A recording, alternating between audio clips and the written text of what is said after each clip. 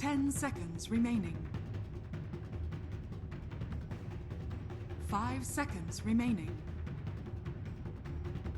Terror Blade.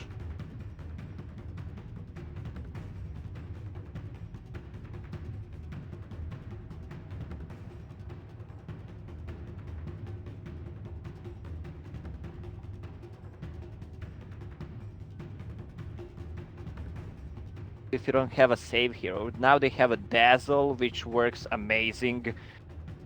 Like, they're just hitting on you, good Grave, good Sunder, and you're back on track. Isn't OD known to kind of be pretty good against these like illusion heroes though? I feel like I don't have much of a illusion clear for the late game besides OD's Orb.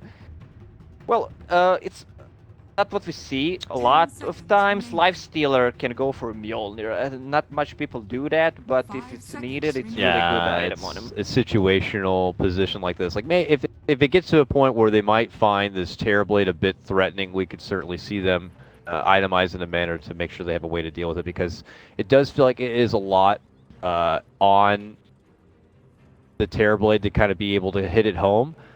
But yeah, I was kind of curious as well. I don't know Mike to play a whole lot of Timbersaw. I'm sure he can play it. So that's why I was anticipating the Mike Sand King, which it is.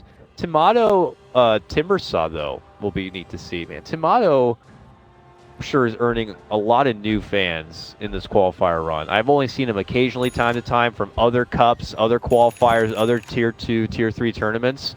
But I feel like this has been his best showing in Dota. Like, it's really impressive, man. Yeah, I haven't seen much of him before, but the guy does what he needs to do for his team. And he's playing, you know, with that little bit of a disadvantage. He's their Peruvian import player. I hope it is Peru, but you know, he's their South American import player, and he's not at the house. He's the one member missing from their boot camp. And just look at all the work he's been able to do. I don't know how much of a communication barrier there is or not, but it's always kind of impressive to see, because it's like, do they have that untapped potential and power if they actually made it to a LAN and he was there in person with them, you know? Yeah, well, imagine playing 1 versus 1 a lineup matchup on a mid. Yeah. The guy is playing with 15 ping and you're playing with 130 ping. That's a huge difference. Yeah, and he plays that mid lane very often. He plays that Shadow Fiend role many a time and does it well too. It's just, you know, it's so impressive to see. And I don't know how old he is, or, you know, how far along he is in his Dota 2 career, but if he's got, you know, time ahead of him, he could definitely turn into what do you think, that I big all-star. Because I'm 30, I couldn't. You're done. I'm done. You know, well, that's you true. and I'm me, done. you know, we're I'm done. like arthritis Dota. Yeah. You got to go to pugna.com and make guides. That's where it's left for you. I need to go to pugna.com and just check Jenkins Dota guide. Jenkins Dota Pudge guide. Yeah. Here we get underway here, just a mild trade from both sides. Eagle already looking to invade deep on his Ogre. Was not going to be hanging around long enough to be able to spot out that courier if that's what he was hoping to do. He's here to be a pain in the ass. Hey, how's it going on, Ben? No. Oh, he sees the courier and he still manages to get it. Oh, no. Early takedown. Very unfortunate for Onyx. That is a bummer. Yeah, you need to be careful with that courier. I mean, Ogre can do that smoked between tier 1 and tier 2 tower. All on top. Yeah, this action's happening everywhere here. It looked like bottom lane there's a bit of a trade, but yeah, back at top, he's going to just chase him down, gets him with 2 of the crushes, and it looks like they'll do it. Demon. Jimmy, man. Yeah, this might be an actually good game for Jimmy. We've seen him struggling on that Slardar before to get the Blink Dagger on the right timing. He's on 400 gold right now. This might be actually it. Oh, Terrorblade with Poor Man's Shield and Bloodlust. Yeah, he just used his Metamorphosis and got Bloodlusted too. He was huge. Yeah, plus Quelling Blade that just came, so it's gonna be easy for him to actually last hit. We need to watch the bottom lane. There's gonna be a lot of action, I think. With the Dazzle Sanking, that's a really good goal lane. Yeah. Sanking almost level 3 with Quelling Blade and Poor Man's Shield. He does a lot of damage. Top lane. It looked like they may have been trying to surround Bulba a bit, but not going to be the case here. really got to say, Freedom are really kind of coming together and helping each other out in a way we didn't see them able to do a lot before. Oh no, top lane. Eagle going a bit too far forward. Demon manages to sneak in from behind, gets the crush, and looks like he should be able to get the finish here unless Eagle's able to sidestep him. Jukes around the corner and says, see you later, nerd. Heads off towards the tower. Demon, though, thinks about chasing but doesn't. Oh, that was a bit awkward. Good use of the tree line there by Eagle.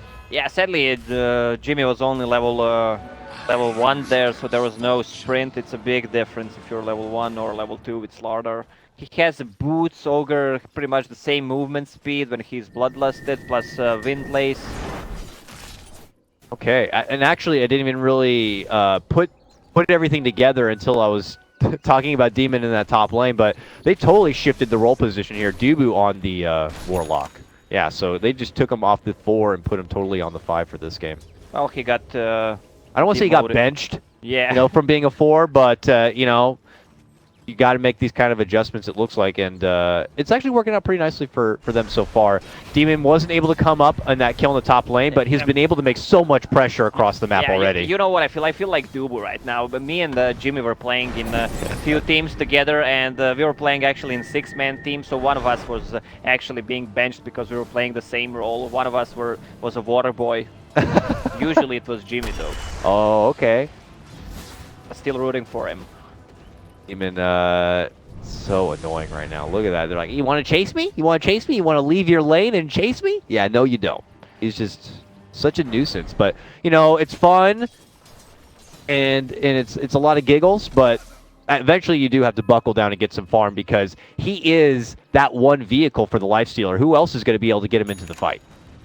Yeah, that's the only one. So he needs to, at some point, get farm, get levels. You know, if you're not finding kills or openings, you know, every minute or so, it's, you know, gotta make sure you spend a little bit of me time.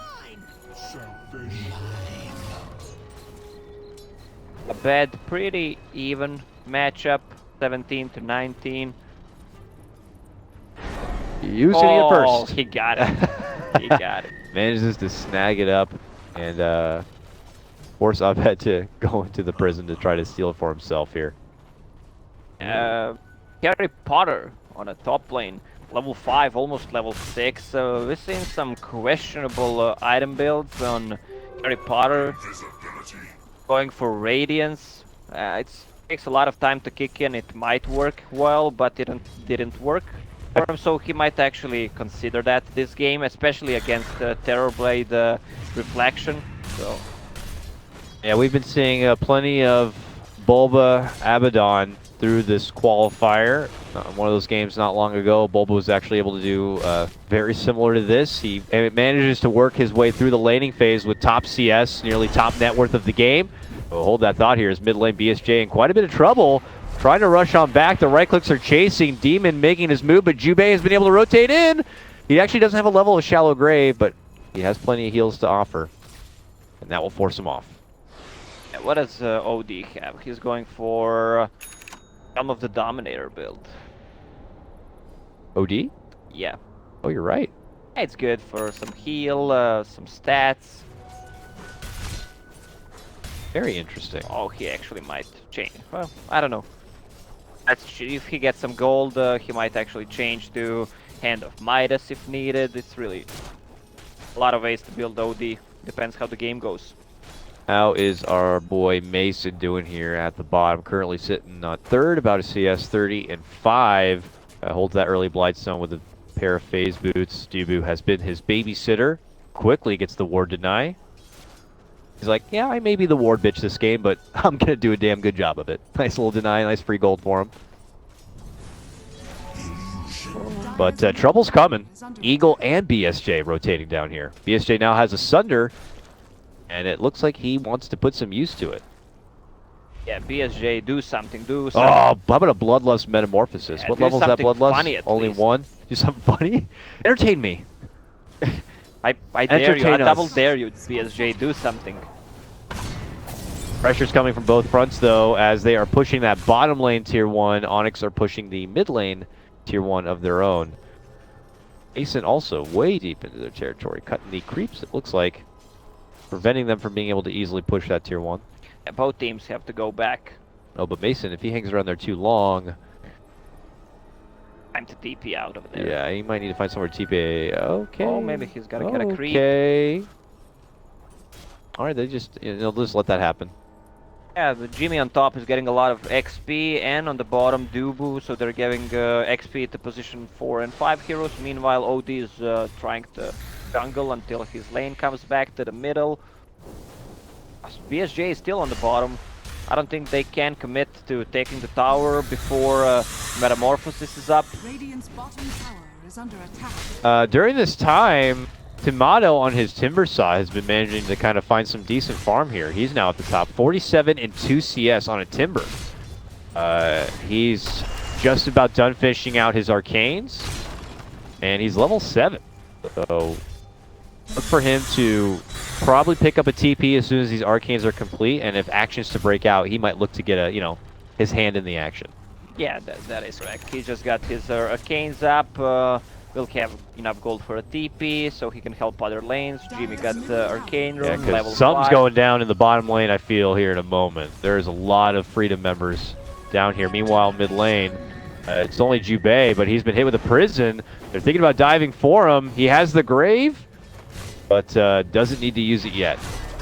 Into cutting back behind the tower. They're looking to go for the finish, but rotations are coming in. Mike's here now, still only level 5, so close to 6, but doesn't have the Epi yet if that's what he's hoping to use. They're surrounded around the tower, and Eagle's going to end up going down in the meantime, but there's going to be the tower finished. Set up the prison to make it a bit easier as Tomato does rotate in, but BSJ's also here to play. Oh, quick hit. They try to shield off the stun. Demon's going to be able to make it away. Nice save there from Bulba. Mike eats some damage and has to step back. Does have that level 6 and that epicenter, but he's very low. Oh, judging how the team fights are going right now, this is what I was afraid of if I were Team Onyx. This lineup, Team Freedom, sorry, Team Onyx's lineup is really doing a good job, especially with that Abaddon, and you have Shield, you have Astral, so you can save a lot of people with that. Buy so much time for you. And the Ogre. Eagle in trouble. Fatal Bonds on the wave, and that's when the open wounds come out. Mason charges onto him, and then quickly infests into the creep to head himself on back because Mike's rotated in. And I don't think they have the extra firepower to take Mason down, but... Nah, they don't. Warlock is also behind him with level 3 Shadow Word. It's gonna be more than enough. Eagle's still taking that Fatal Bond damage, man. It's ridiculous how long those last, but... He'll head all the way back, he'll heal it up, and himself refreshed and ready. Helm was done now, of course, on Abed as he takes himself back towards that mid lane. Tomato had rotated in to be a part of that party, but took himself promptly back towards the top here. Back on his mission towards that early Bloodstone. On the other hand, Jimmy, 1.4k gold. Oh, okay. 0-1, that's really good. Yeah. No Helmet 20-minute Blink Dagger this time, it looks like. Well, who knows? It's Jimmy, man. You don't know what he's going to do. He might get in a crazy-ass fight here in the next few moments and lose a lot of that gold. So, we'll see. Abaddon, level 8, saving 1 point. Okay, he just got Miscoil, which is good. You can deny yourself. Plus, Helm of the Dominator is completed and has... picked double up a creep, helps. double, yeah, that means so much in a team fight. You have attack speed increased by 15, you have Ensnare for extra lockdown. The spoopy skeletons are out now, and you gotta look out for them. It's 24 damage, double skeleton. They'll get you. Look how fast they hit that thing. Wow. Whoa. Well, Freedom obviously not looking to pull in all the troops quite yet, as it's going to be a sack of this tier 1 bottom lane. Doesn't have enough damage. Yeah, they've had BSJ down here for quite a while, I feel like, trying to move his way forward and into a tier 1 tower. Do you think that he should go for that early Yasha he likes to do? No. We've seen some Terror Blades skipping Dragonlance. I think it's a must-have item on him because of the stats. I mean, with Yasha, you lack that 10 extra strength it gives you. Because Terror Blade just, again, is just got no life at all. I mean, the guy's got armor. Yeah, but his life sucks. Yeah, even with that 3 strength from Hila, you have, what, 7 points. 700 HP. That's just sad.